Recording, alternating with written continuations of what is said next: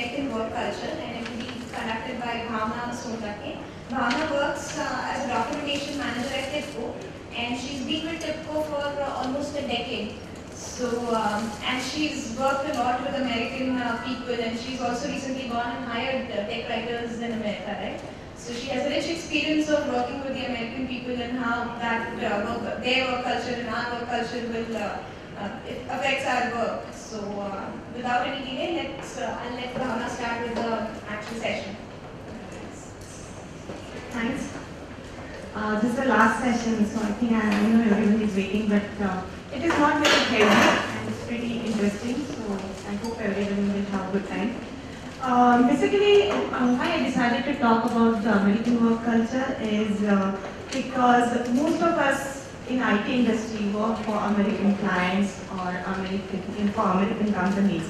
So that's why the reason I thought this will be useful for everyone who are working in this industry.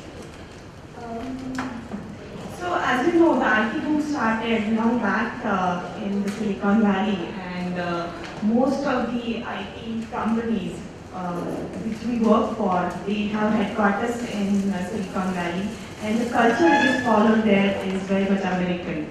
So what is different than what we do over here, or understanding their work habits, or understanding the way these people think, would really help us to work in a better manner as such. So that is why I chose this topic. So some of the myths why we need to understand the culture, because overall if you see some of the quotes, these quotes I got from net, so just go through that and you get the idea about, though individually every person is different, but overall when you consider any country, it depicts some kind of culture, and if you're aware of that, it really helps to do your job better. So this is something about Americans.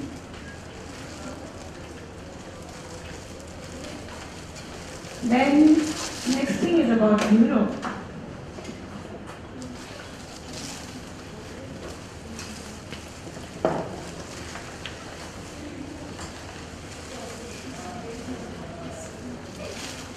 And the last is about us, ourselves. So, we agree to that? Yeah, absolutely. Yeah.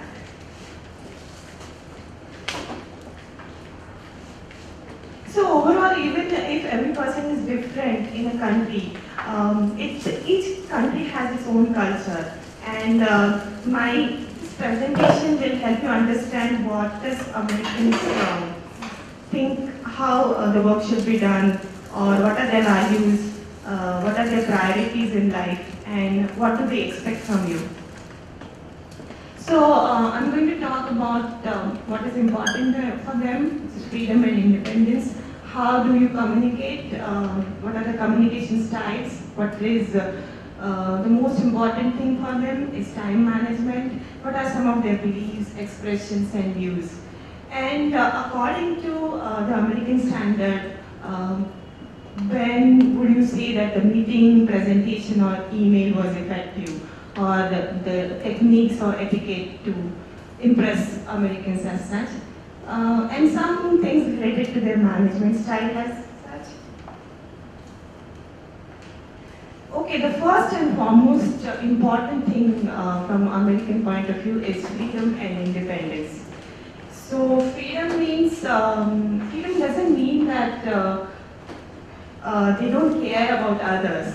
For them, freedom means that whenever they're making any decisions, they want to make decisions without any outside influence, without getting affected by some extended family or their personal family or some team members. Whatever decisions they will take, it will be their own decisions. And they're very individualistic. They have deep sense of privacy, and but that doesn't mean they are not social. They like to make friends even at the workplace, and they like to help others as well. And sometimes, yeah, they also need help, and they're ready to accept help as such. They're very hardworking and very focused. So when I say hardworking, when they're working, they're 100% working, and time they're having fun, that time they're having fun. So they don't mix up things as such, and they're very focused in whatever thing they're doing. So even if you consider weekend for them, I'm talking here about Americans who are in IT sector and who are working in California side of the country. Because that way America is very huge, so can't categorize as such, but my main points are basically from the IT sector, working Americans. So when I say they're focused, what I mean is even on the weekends, all the weekends will be like properly planned, organized. So there could be some cleanup or gardening activity every weekend, or there could be some methodical things about hobby, if they want to pursue any hobby, it will be properly planned, or even socializing and all. You won't find them doing nothing as such. All the weekends will be also planned. The next thing is, for Americans, everything new is, they follow it like a religion. They have this interest in innovation, and whatever is new is what they like to explore. So that is why you will always find that whatever gadget you buy, there will be new version available within a few months. If you buy iPhone, there will be next version within a few months. So for them, past is past and new is always better. So here I would like to give you an example.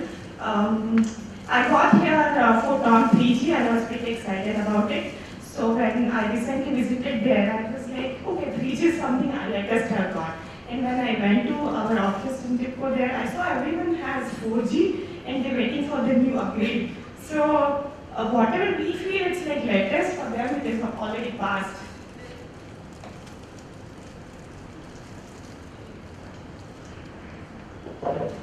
They have very open and flat structure, most of the American organizations.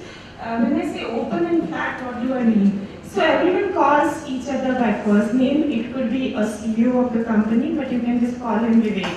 Or everyone, including the junior level, will be calling him with the first name. There are no titles, no designations, and that kind of hierarchy is followed. Hierarchy is there, but that is maybe from the organizational point of view.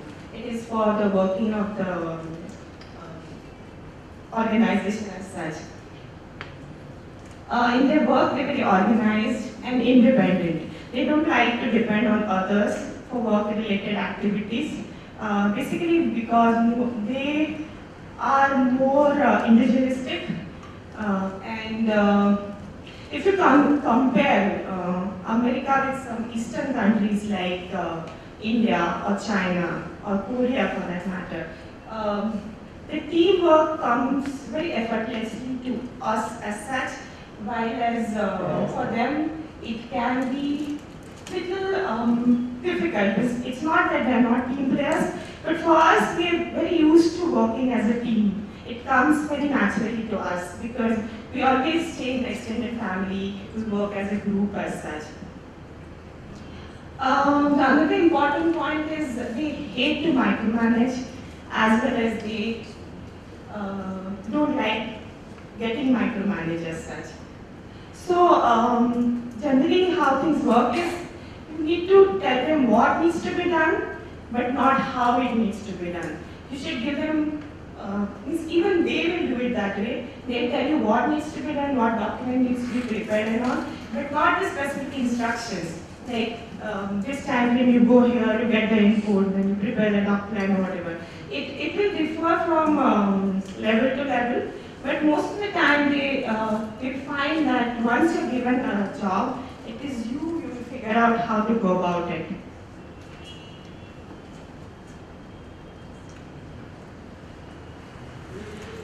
Any workplace is incomplete without communication. The communication can happen in different modes. It can be through emails, it can be through daily calls, or it could be conference calls, or status calls, or one-on-one meetings. So in any kind of communication, it's generally open and equal to all. When I say open, I mean it is direct and straightforward.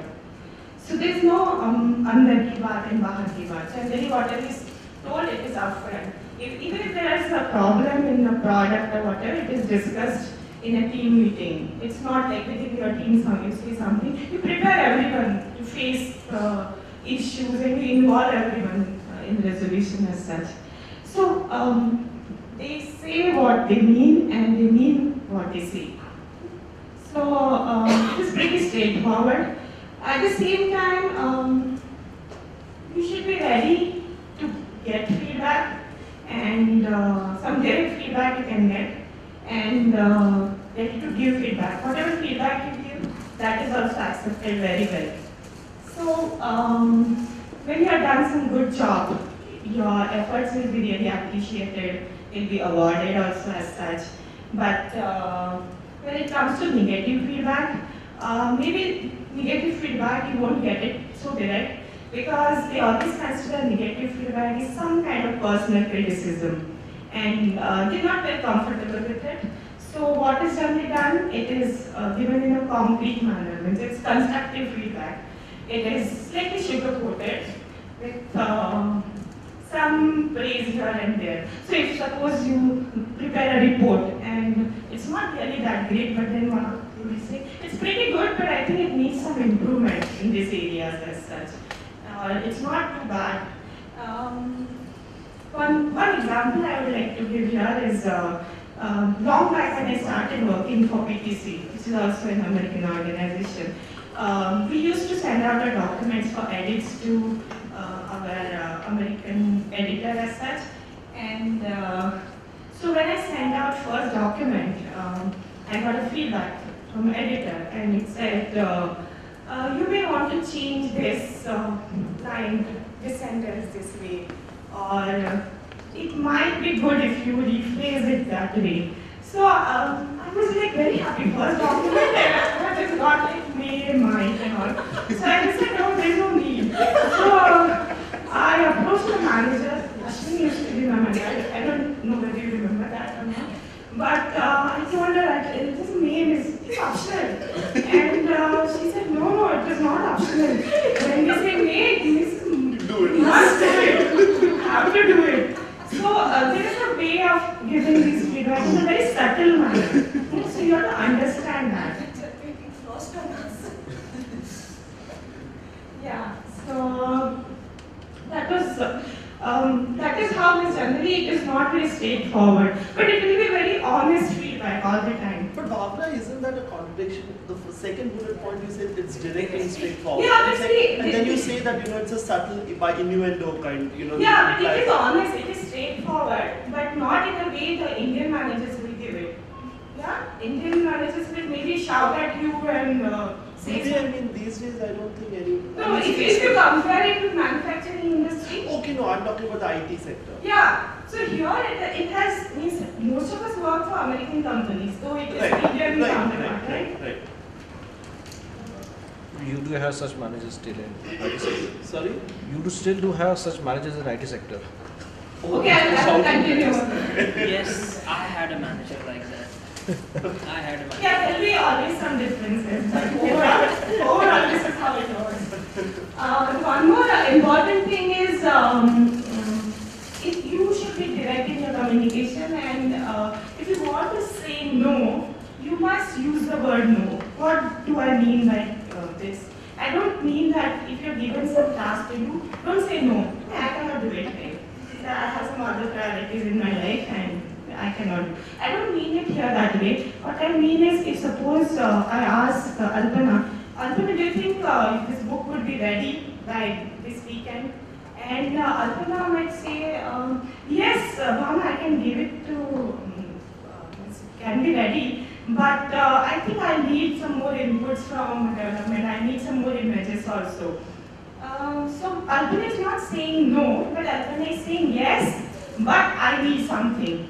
If I ask Seema might ask me, is it necessary to give it now? Because I think the cold freeze date is extending. I heard from someone else. So do you know that this will be their final cold freeze this week? So Seema is not telling me no. Seema is asking me questions as a reply. And there is some more smart person, Priya. Priya, instead of saying yes or no, nothing, she is telling me, "But did you read that mail which was about something?" She is totally diverting me to some other discussion. So instead of doing that, if you're not sure that it won't be done, you should say, "No, I cannot do it, but I will try."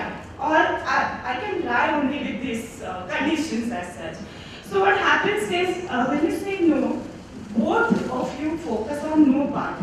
Whereas when you say yes, but, manager will focus on yes part, and the subordinate will focus on but part.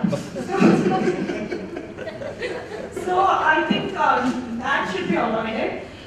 One more thing is using verbal communication. This is more for meetings, means one-on-one meetings or that kind of thing. Instead of non-verbal communication, generally all Eastern countries, they believe more in non-verbal, means instead of saying yes, they would go like something like that. So there was this interesting panel discussion which I had attended at PC World. So there where this American director had was part of that panel discussion, and it was asked. The topic was like how was their interaction with the Indian writers. And one of these directors said, when I visited first time the Bangalore office or whatever, I had discussions with my writers. And I explained them certain process, and then I asked, did you understand it? Do you have any doubts? So some of these writers, they just said, and some of them said no, and some of them were like this. So she said, I was thoroughly confused with this body language because I couldn't make out anything out of it as such. So instead of saying, nodding your head or doing some kind of non-verbal communication, it is always good to say yes or no, whatever. It is very direct and they understand it very well. In one-on-one meetings, it is very important you make eye contact, otherwise it is considered that you are not telling the truth. In conference calls, it is very important that you speak in a slow and clear manner because our pronunciation might not be understood by them very well. So it's better to be slow because generally Indian tendency is to speak fast. Bhavana, I have a question. So if you want to say you must use the word no, so it will differ on case-to-case basis. Correct, yeah. So because they also use yes and but, it's not only Indians. Yeah, It's that's only true. Yeah, that's true. What I'm saying is be straightforward. What happens is we have this tendency of beating around the bush. Means instead of saying direct no, you will not say no, but you will do the work also. So what happens is end of whatever week, you won't be ready, but they would expect you to be ready. So Bhavna, I think where she's coming from is that we have our counterparts in North America, right? So in the Bay Area, so they also do the same. They employ the same tactic as what you're saying. That because I have a report, who works in North America. So for example, she would do the same thing with me, in terms of if I say, will this be done? She'll say, okay, yeah, this will be done, but this is incumbent on the SME review if I get the feedback on time. So it's not something which is unilateral. I mean, that happens with them as well, is what she's saying. Okay. I mean, they Yeah, are but not whatever clear is either. what I feel is from our end, at least you should make it clear. If you are not going to do something, if it's not possible, make it clear at that point itself. Right. That no, I cannot do it unless I get this. This is something different than saying yes, but I will try if I get it. Right. Yeah.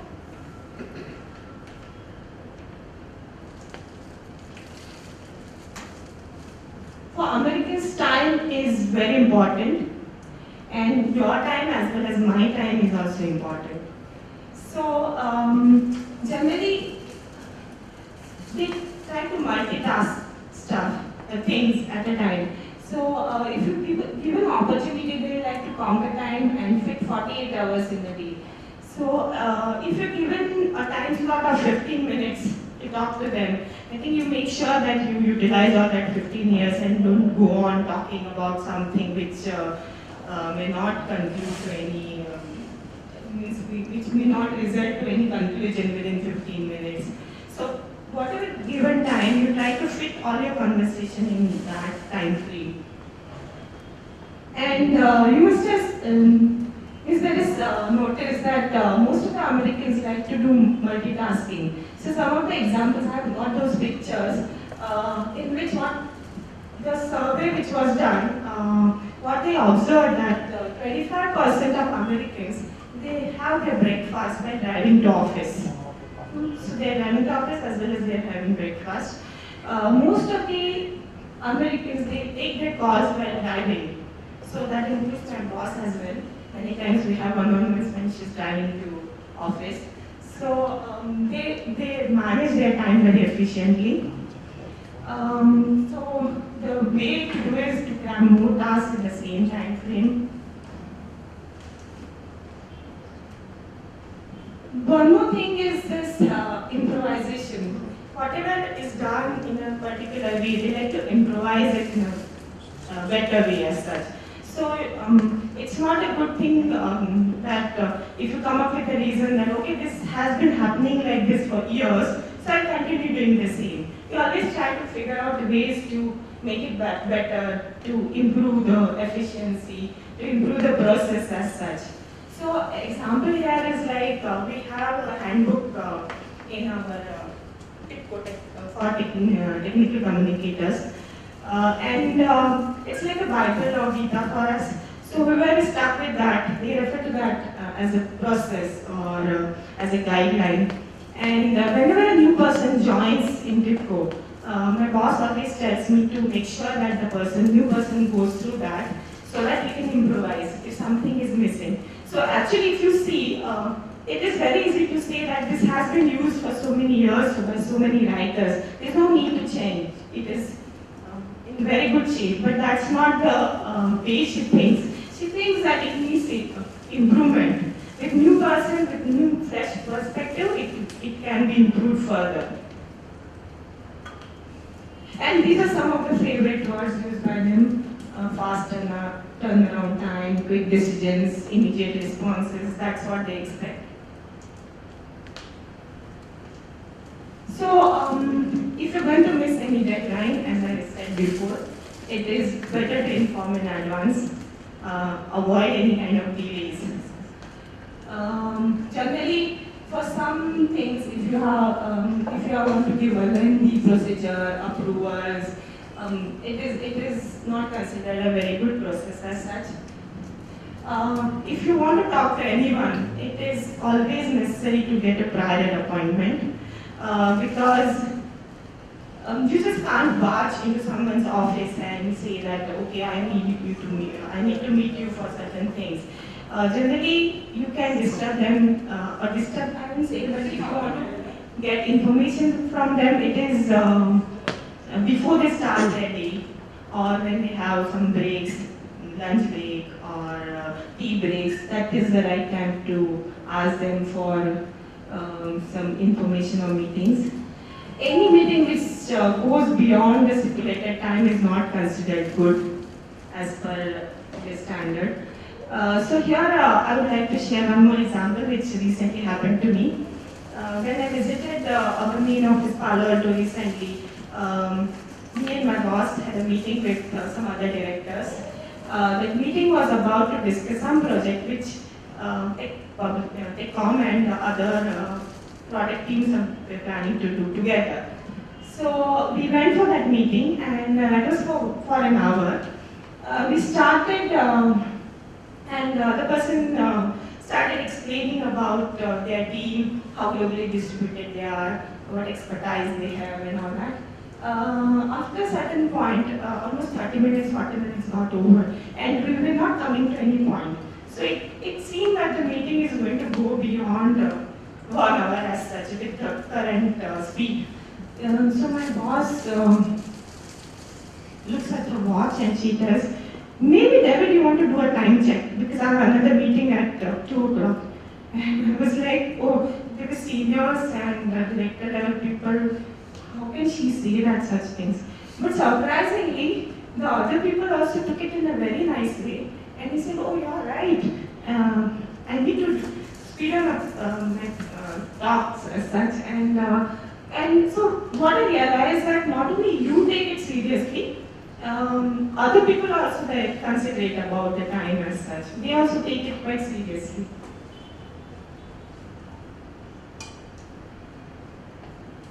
Okay, so I think most of you work for American organizations, so I would like to know some of the time management techniques or management related processes that you people are already following. Priorities. Sorry? Priorities. Prioritize, yeah.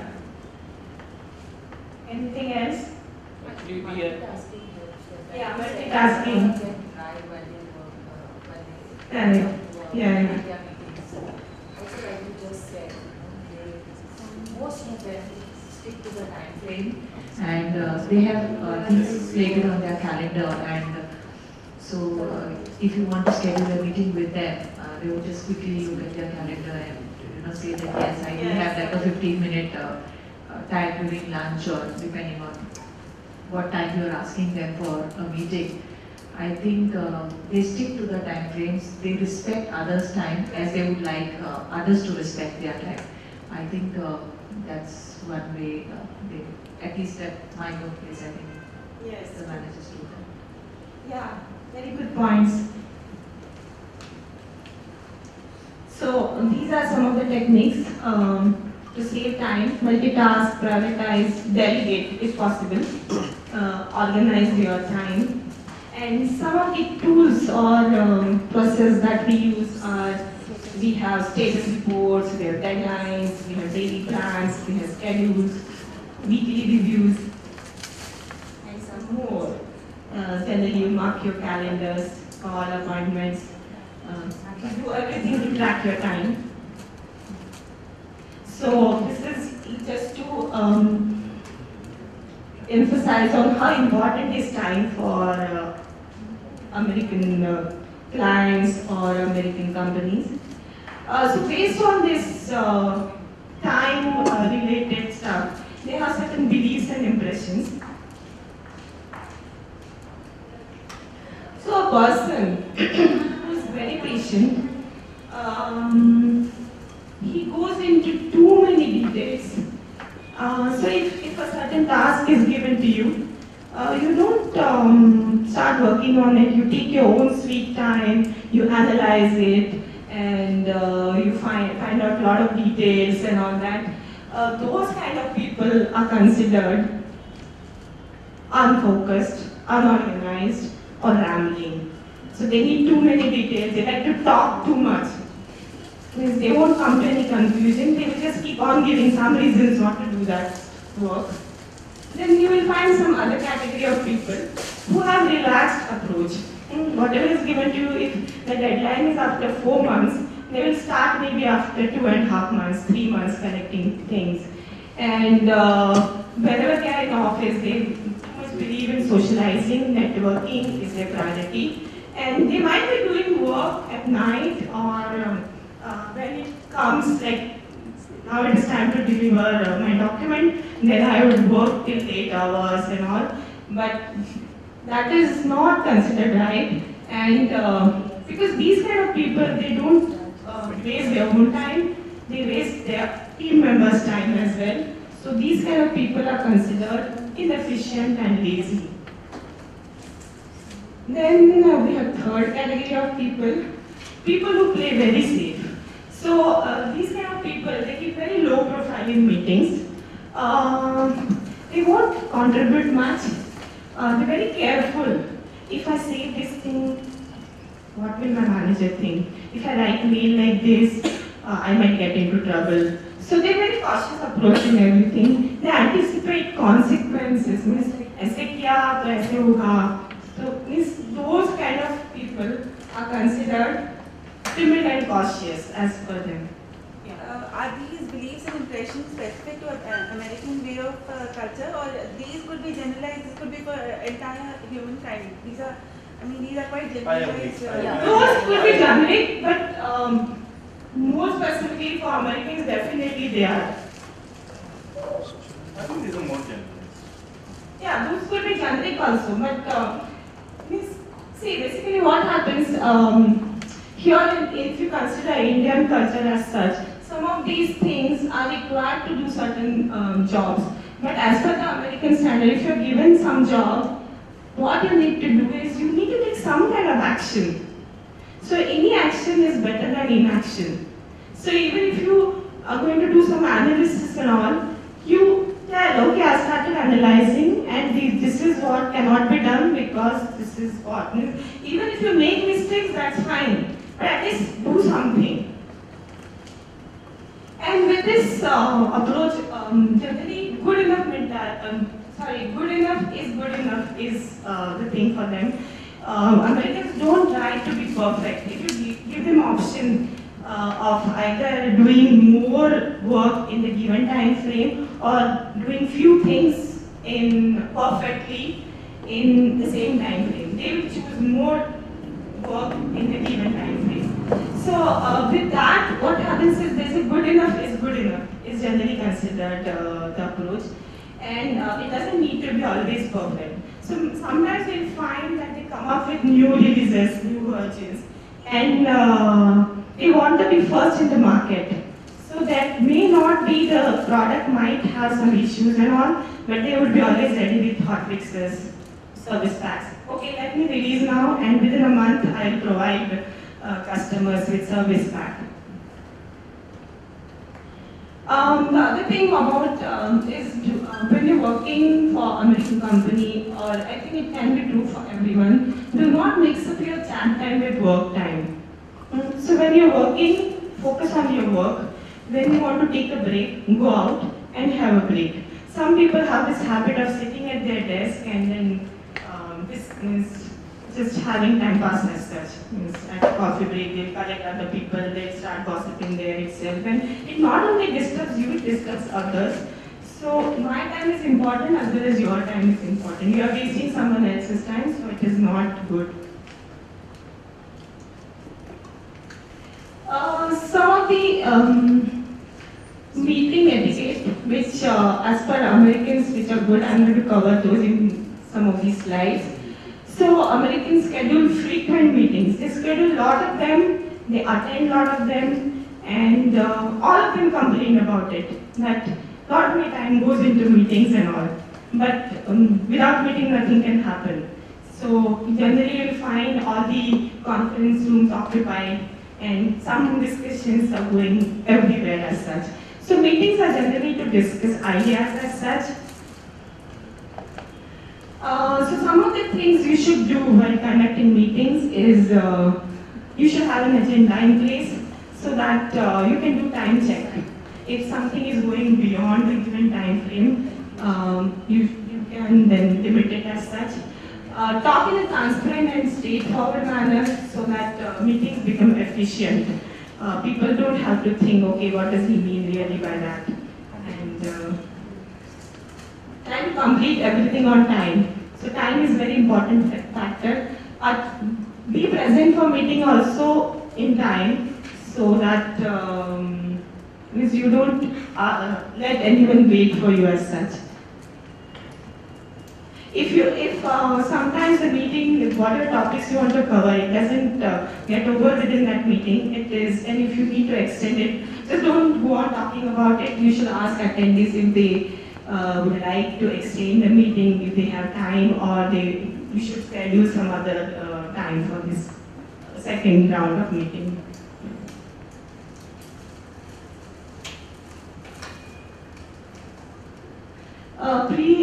Do not call premature meeting. What I mean here is sometimes for some meetings, you need to do certain homework before. There has to be some data which needs to be collected. So in that case, don't call meeting. Means call meetings only after you are ready with all the data, all the inputs. And one important thing is do not invite people who are not needed in that meeting. What happens is all the meetings, there should be some takeaways. So people who come over there, they want to know what am I going to get out of this meeting? What am I supposed to do after the meeting? Whether there are some things which I need to do after I go back to my desk. So those things should come out from that meeting. As a meeting organizer, many times you'll find there are some people who just go on talking. If you are, even if it's just a status report meeting, some people have this habit of going into too many details, which may not be needed by other team members. So in that case, what you, as a meeting organizer, you need to make sure that they are on track.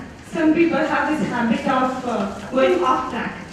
So they will start explaining something about their product, and then they will say, okay, but this product doesn't work like this and all, and then they will go. So there is a very high chance that it can go off track.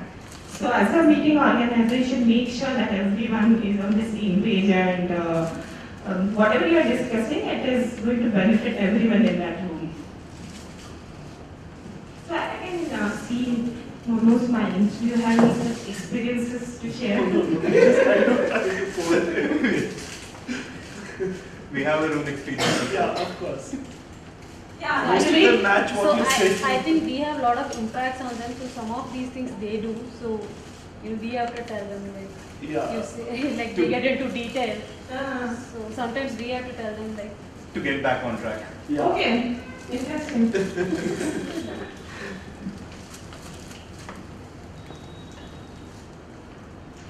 Yeah, so some presentation related rules, make it strong in opening and closing. Keep it practical, concrete and focused. What I mean here is that many times there's if a lot of concepts are discussed and there's nothing which can be really implemented. There are no illustration examples. Those kind of presentations don't really help. So try to make them as concrete as possible, add charts, illustrations, examples, and in the presentation try to give a big picture. Don't get into too many details unless it is relevant to everyone. So if you give the big picture and give some pointers, people who are really interested in that, they can approach you later and ask for more details. And try to end it on time.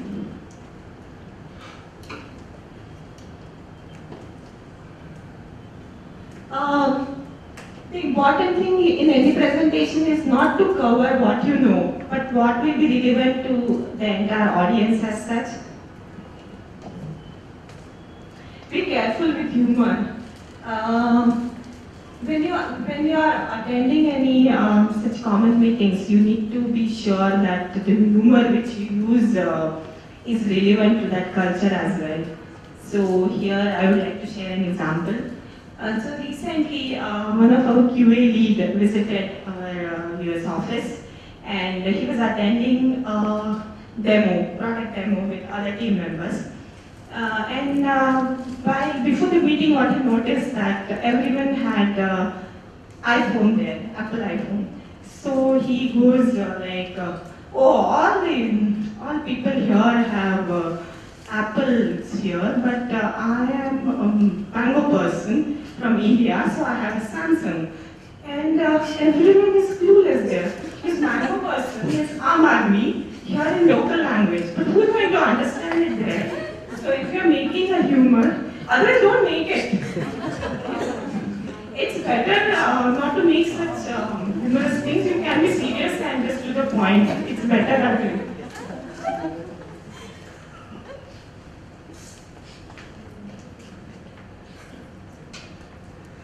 Okay, these are some email-related tips. I think which are very common as such. I think most of you are aware of it, but maybe you can just refresh your.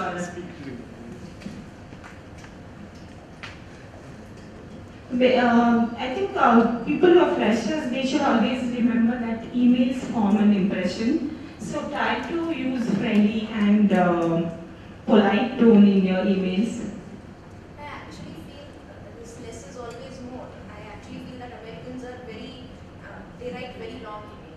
Very verbose? Yeah, they're very verbose. As in, we are quite. No, I think that I have seen with writers, American writers. Probably. But if you're interacting with them in QA, you might get one-liners. And then you have to really Google it to find out what exactly they mean. Yeah, that So, is true. I think writers, because Writers. they like to express whatever they want to say. Sometimes they just put down everything in their email as such. And mostly in passive voice. Yeah, that's a big problem. Passive voice.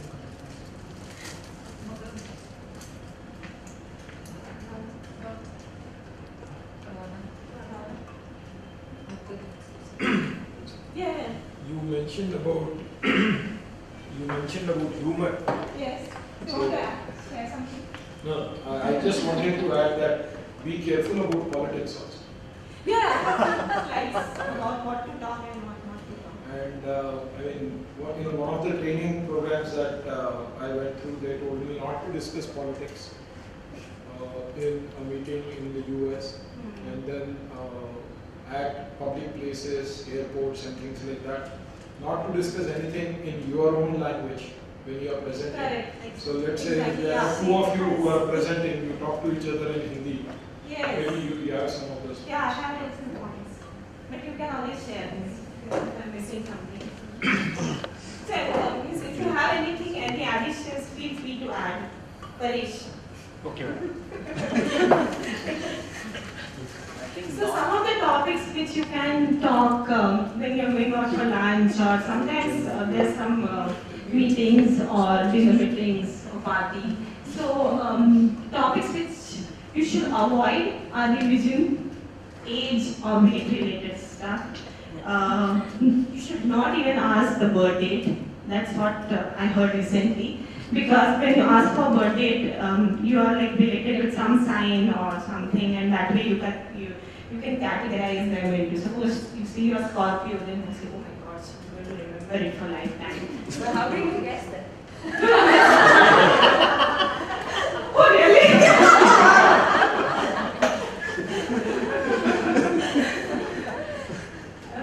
Then don't say anything about physical appearance like black or Chinese. He's a Chinese, he's a Mexican, something like that. Don't discuss politics. No, actually, And my experience here was different. I had gone to a STC conference in Seattle, and there some of the local people decided that since we were international members, that is me and a few others, they thought that they would take us out for dinner. So we went to a very popular hotel there called a Space Needle. That thing rotates or something like that. And we went there. And to my horror, the person who was sitting next to me, also a tech writer, now I think works in Oracle US. His name is Prashant Natarajan. And Prashant had gone to US for education, he did his masters and then PhD, which I think he appended. Anyway, so to my horror, Prashant suddenly came up with a question, what do you guys think about gun control? And I said, aren't we supposed to avoid topics about politics? And he started talking about gun control policies in various states in US and so on. And then one person showed me a license saying that she is licensed to carry a concealed weapon. So I said that means you can carry something like a revolver. She said yes, and I'm carrying it right now in my pocket. And the next thing that we started talking about, and the people who were hosting us, they were people from what we call as the STC Lone Star chapter. And the Lone Star is the Texas. I mean, they belong to the state of Texas. And what happened is, at that time, George W. Bush was the president, who was a governor of Texas.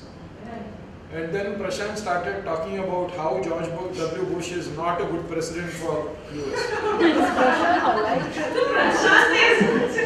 our question is Prashant is still alive? Yes, in fact, I have to tell you this, that entire dinner, he was the center of attraction.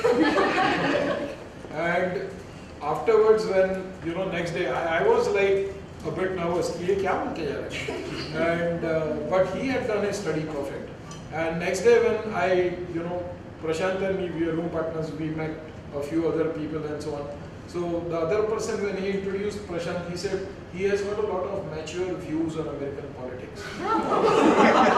And he seriously meant it. And the only good thing that happened with me was I had read the book written by Bill Clinton, who had just stepped down as the president. And he had some views about India, Pakistan and whatever. So I had read that book, so I could contribute to that discussion here and there. But then the way the discussion actually came alive, and I am surprised that they tell us not to discuss politics. Yeah. Because But I Prashant think, seemed to have pressed the magic button. And I mean, 4 hours or something we were discussing gun control and politics and use of guns in schools and colleges. You know, once in a year there will be at least one incident where some youngster will pull out a gun and shoot somebody. Yeah. Right? But there is still no gun control act. Or something. But I think it is better not to you initiating such kind of discussions. So he actually did that. And you tell him. And got away with it. Not just that, I mean, people appreciated it. So my point is, though they tell us all this, it's actually good to know their politics or whatever when you go there. Because somebody may ask you to comment on a discussion that is happening. So Mac, what do you think about so and so in India or in US or whatever? Somebody told me that, you know that photograph of George W. Bush carrying that papita, I mean, एक भोपड़ा तो नहीं उछल रहा था मोटा, right, in Hyderabad. So he said that photo became so popular. He said, you know, Mac, George Bush is more popular in India than in US. So because of funny things that he does. It seems everybody hated him. Even from people from Lone Star chapter, who, I mean, that state was where he was governor in that state. But then he actually got away with it. And I was amazed because I was always told that avoid this. This guy actually went ahead with it. And for 4 hours, and he had all the points to discuss with hardcore Americans who have never left their country. And they are very informed. So he actually had those kind of guts. So I on the think contrary, those I are would say maybe that you should exceptions. study. But I would suggest this in our kind of culture where you have some US visitors, better be careful. Our work needs to be really firm to go on and have the confidence to do it. Absolutely. It's like somebody asks you about Indian government. Yeah. You may want to talk about it. But then they are told in their training that when you go to India, don't talk politics. But you don't mind it. Yeah, I think Ashwini also has something to say. From this conversation, I just gleaned one takeaway. We have all the do's and don'ts, but it is still possible that we will make a mistake. Probably Bhavna just mentioned that we are, they do not expect or they do not understand body language. They prefer direct communication. But I think as Indians, we do have a lot of stress on body language. So we can use that. We can sense their body language. Is the person, I have initiated a conversation, but is the person comfortable with it? I use my body language sensing techniques which are inherent in us Indians to gauge whether the person in front of me is receptive to this topic and then know when to stop. Right. Very good. Yeah, very good point. Very good. Yes. Always use your common sense. And I think this not discussing politics is not just with Americans. While I was coming from Pune station to here, I saw a Pantela with a board written "Ite Rajkaran, Krupaya Ite Rajkaran Boolu Nahi." Do not discuss politics. Very party. And the last point is about giving personal space. As I mentioned before also, they like to have their own space. So if you're going to now with this Facebook and everything, people are very into about clicking pictures and posting it on Facebook and all the places. So if you're going to click their pictures, please ask permissions. You should ask even if you want to post it also. Some of the topics which they like to discuss: family, anything personal, sports. I think their love for pets is very well known. And hobbies. Generally, all of them have hobbies. They might be learning new language or playing football or whatnot. But they always find out time to pursue their hobbies. Okay, I want to cover a few points about management style. We just had interesting panel discussion about management, and one of these points was also discussed there. So, when you say boss, what is your idea of a boss? There are two pictures in which one the boss is helping you to complete your task in time. He's there to help you perform your job better. Whereas in the other picture, the boss is kind of ruler. He's making you work and he's having all the fun. So I don't know what is your idea of the boss is. I'm not going to ask you.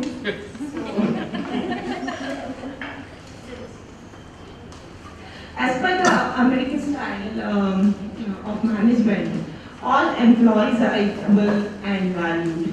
So in the panel discussion also we discussed that with this IT culture, now there are two different tracks. One is management track and one is individual contributor. And both are valued equally. If you want to be in the management, you need to have those kind of skills. So the roles differ. The job profile differ for both the roles, but nothing is superior or inferior. So this is what you will find in all the American companies. This is how the levels are defined. So managers are supposed to judge all the team standards based on their results and performance. All good managers will find that they will never mix up their personal and professional life as such. They are not supposed to micromanage, interfere or mistrust their own people. They should be helping out to perform, help them perform better. They're supposed to give big picture, give instructions, but how you should do your job, it is up to you. So ideally, if you are experienced writer, what is done is like you're given a task, they're there around, and if you need any guidance, you can go and approach them and seek guidance. But they're not supposed to micromanage on daily basis, like where are you? There will be milestones, there will be checks, and it is, as a team member, you are supposed to keep your bosses, managers informed. So take ownership of the work that you are doing. Don't expect too much guidance on daily basis. Try to be independent, but keep the managers informed because they are also answerable to their managers. One more important thing is do not interpret being challenged as a sign of disrespect. If you are asked to perform certain tasks which is not very difficult, which is not very easy, then try to work on it, try to come up with some solution, try to show some enthusiasm instead of saying कि oh इसको पता है मुझे ये नहीं आता इसलिए मुझे दिया है, you know that maybe I won't be good in this area, so he's trying to challenge me. Don't take it in that negative manner. And don't be afraid to take responsibility. Yeah, so most of my whatever ideas or slides are based on these books. So Americans at Work, A Guide to the Can-Do People. This is the book which I read when I was there. So the companies over there, some of those companies organize a training program for their employees, which is based on this book, Americans at Work. And if you get a chance, you should read this book. It's very good to understand the way of working, the way of thinking. Any questions or any comments? Anyone would like to add something if I missed out anything? Yeah, one. Yeah.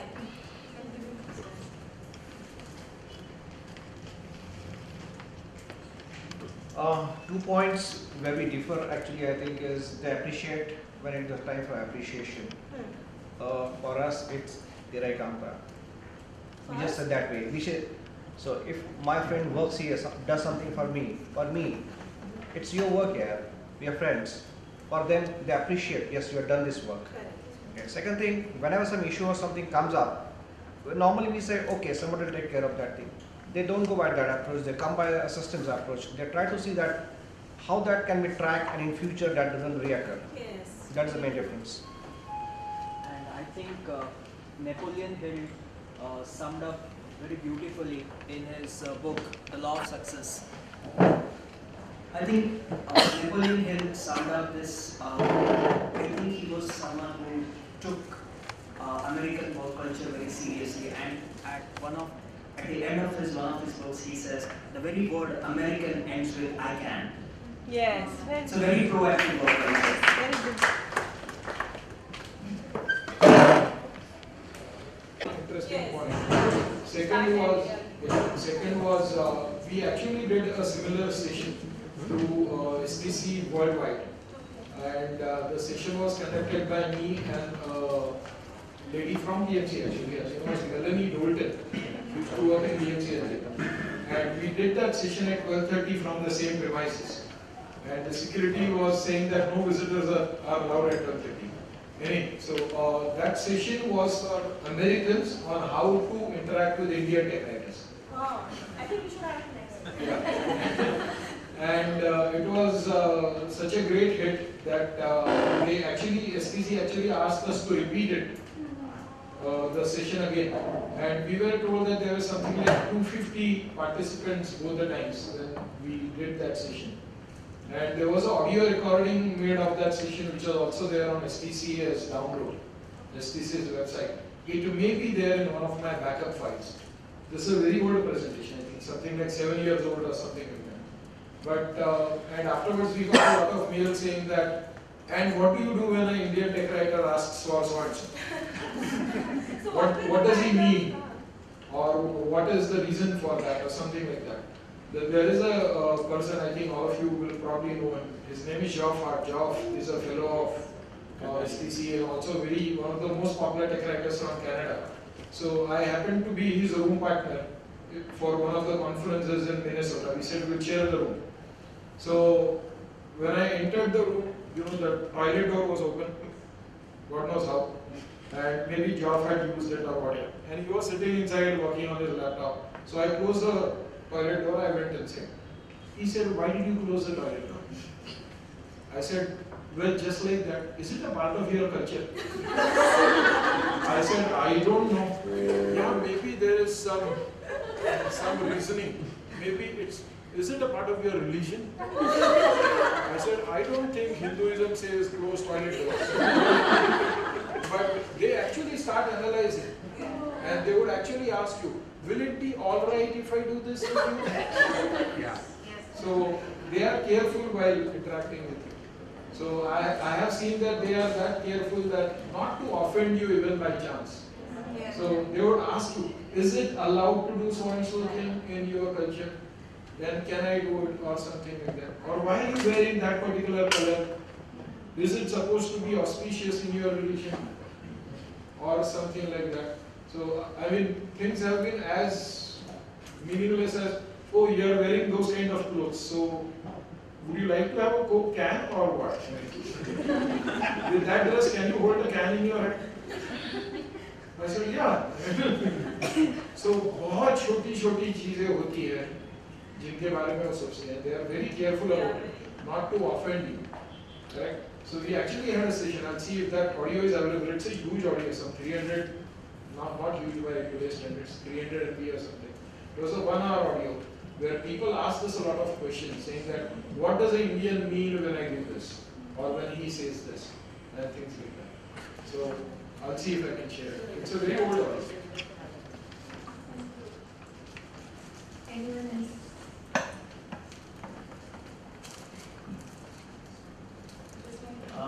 Just wanted to share a thing which I have been coming across since a couple of years. Like, as you rightly said, like Americans, they don't mix their personal life with professional, but their personal life is like an open book on their Outlook calendars. So there was one of my managers, ex-managers, like who left. He's not with the current company. The calendar updates were like she used to go to drop her daughter to school, so every morning that update we used to see. Then sometimes planning gifts for Halloween, planning gifts for that, shopping, and the height of all of this was like once we saw an update like lunch with ex-husband. So she just put it on the calendar. So I think mentioned you can talk about family, but it Yeah. can be partners or anyone also. I mean, they're very open about They are it. very open on that front. And I just keep wondering about like sometimes some corporate appointments like which is professional actually. That time they keep that appointment on the calendar as private appointment. And on the other hand, they reveal everything on their personal life. So that's what I've come across. Maybe that's why Facebook is so popular. Thanks. We're done.